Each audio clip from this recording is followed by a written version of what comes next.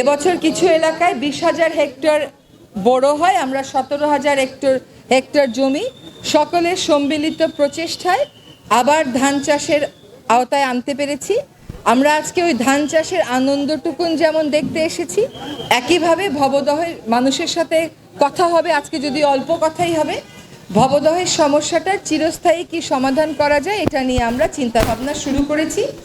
আমরা আমাদের যে ফিজিবিলিটি স্টাডি করতে হয় ওই স্টাডি করার কাজ শুরু করে দিয়েছি।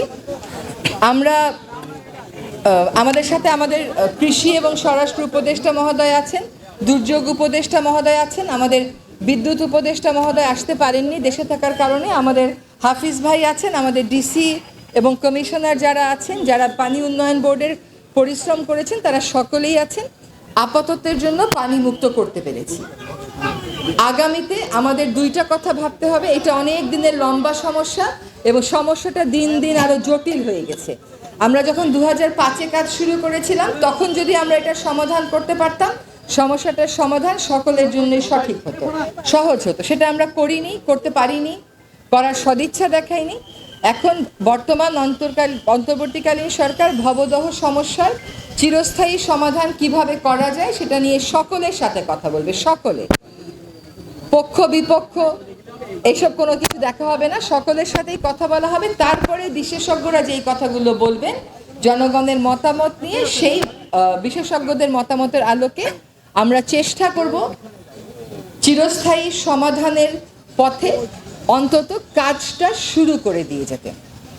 আর এই বছর বর্ষায় যেন গত বছর বর্ষার মতন দুর্ভোগ না হয় সেজন্য অন্তর্বর্তীকালীন কিছু কাজ আমরা হাতে নিয়েছি। যেমন আমডাঙ্গা খাল খনন, এটা নিয়ে বলতে পারেন যতটা চওড়া করে খনন করার কথা ছিল ততটা চওড়া করে খনন করেন নাই।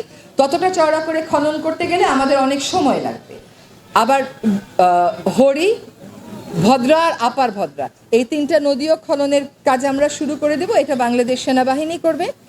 সেখানেও আপনারা হয়তো বলতে পারেন যতটা চওড়া করে যতটা গভীর করে করার কথা ছিল ততটা গভীর করে হয়নি, কিন্তু হবে। ওই যখন চিরস্থায়ী সমাধানটা হবে তখন ওইটা হয়ে যাবে। আপাতত গত বর্ষার মতন যেন আর পানি না জমে সেটার জন্য বাংলাদেশ সেনাবাহিনী এই নদীগুলোকে খননের কাজ শুরু করে দেবে এবং আমরা আমডাঙ্গা খাল এর খননের কাজটা শুরু করে দেব। এবং যেহেতু এখন আমরা আছি, আমরা সকলেই সজাগ আছি। আমাদের এরকম মানে ক্ষেত ভরা ধান যেটা দেখতে পাচ্ছি, যে 3,000 কৃষক 3,000 হেক্টরে ধান হয়নি, সেই কৃষকদের তো নিশ্চয়ই কিছু দুঃখ রয়ে গেছে। কিন্তু 17,000 হেক্টর যে ধান হয়েছে এটা আমাদের খাদ্য নিরাপত্তায় একটা অনেক বড় ভূমিকা রাখবে। এখানে বিএডিসি একটা ভূমিকা পালন করেছে। আমাদের এবার কেশবপুরের একটা জায়গাতে একটা চিংড়ি বাঁধ ভেঙে গিয়ে আবার 600-র উপরে মানুষের জমি প্লাবিত হয়ে গেছে, মনিরামপুরে প্লাবিত হয়ে গেছে। এখন তাদের জন্য ওই শেষ মুহূর্তে তো আর আমাদের কিছু করার ছিল না, কিন্তু আমরা দুর্যোগ ব্যবস্থাপনা মন্ত্রণালয়কে বলার সাথে সাথে তারা 3 মাসের জন্য খাদ্য সাহায্য দিয়েছে। আশা করি এটা আমরা আরও কিছুটা বাড়িয়ে দিতে পারবো। আরেকটা যে কথা বলতেই হবে আমাদেরকে সেটা হচ্ছে যে আমাদের বিদ্যুৎ মন্ত্রণালয় থেকে কৃষকেরা যাতে বাণিজ্যিক হারে সেচের জন্য টাকা দিতে না হয় সেই ব্যবস্থাটা করে দিয়েছে। ফলে 5 মাস পানির নিচে থাকা কৃষকদের অবশ্যই অনেক সুবিধা হয়েছে।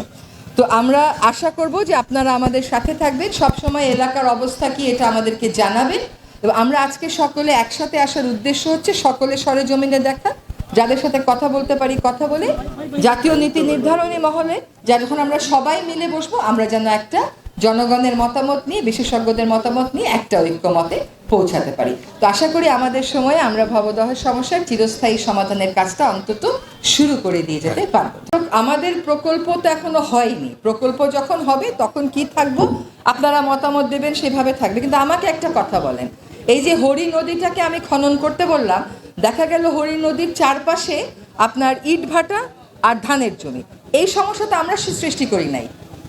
আপনি যখন বলেন যে গাছ থাকছে না, এই ইটভাটাগুলো তো সরকারি ইটভাটা না, তাহলে এই ইটভাটাগুলো যারা দিয়েছে এই প্রশ্নটা তাদেরকেও তো করতে হবে। আপনি যদি আমাকে এখন অনিয়ম দুর্নীতির তদন্ত করতে বলেন, তারপরে নতুন কাজ নিতে বলেন, তাহলে আমাকে 1 বছর সময় দিতে হবে। দিবেন সেটা? তার থেকে আমি এখন ভবিষ্যতের সমস্যা যেন আর না হয়, সমাধান কিভাবে করা যায় সেদিকে আগাই। আর অনিয়ম দুর্নীতির তদন্ত কিন্তু আমরা শুরু করেছি, শুধুমাত্র এটা ভবদহ কেন্দ্রিক না, পানি উন্নয়ন বোর্ডকে একটা কমিটি করে দেওয়া হয়েছে গেজেট নোটিফিকেশন করে। সেখানে যেই এলাকাতেই প্রকল্প হবে সেই এলাকার ডিসি মহোদয়ের প্রতিনিধি থাকবেন, স্থানীয় ভুক্তভোগী জনগণের একজন থাকবেন, একজন ছাত্র প্রতিনিধি থাকবেন, একজন বাইরের এক্সপার্ট থাকবেন। তারা কিন্তু আমাদেরকে রিপোর্ট দিচ্ছেন কোথায় কাজের গতি কম, কোথায় কাজের মান কম, সেই রিপোর্টগুলো আমরা পাচ্ছি।